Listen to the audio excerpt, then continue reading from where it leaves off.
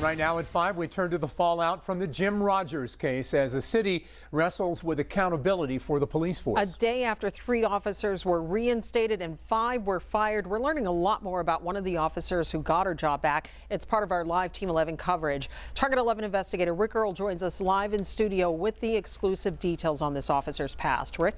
Yeah, Lisa and David, that sergeant in question has been the subject of 2 previous lawsuits accused of attacking fellow officers. And she was set to be fired for her involvement in the Jim Rogers case, but that never happened. Sergeant Carol Ellinger, who responded to the scene after Jim Rogers was tased and handcuffed, was initially given an oral reprimand, but when Public Safety Director Lee Schmidt took office in January, he reversed that decision and recommended firing her. Then, in a surprise move Wednesday, Schmidt reinstated Ellinger along with 2 other officers, while firing 5 officers. How did she keep her job?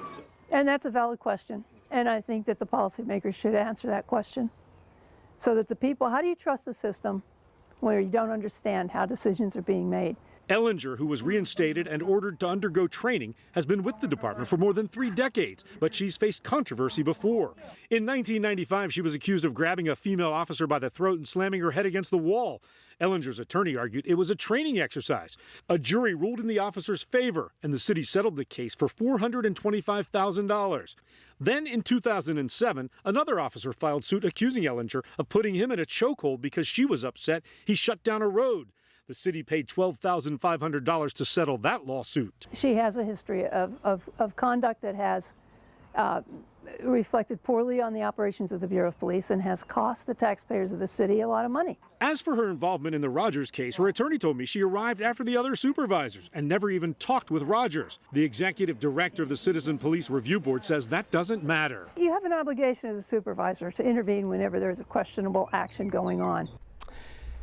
Now, I reached out to the city today and asked them why Ellinger was returned to duty. They declined comment. The police officers union isn't talking either about any specific officers. Live in the studio this evening, Rick Earl, Channel 11 News.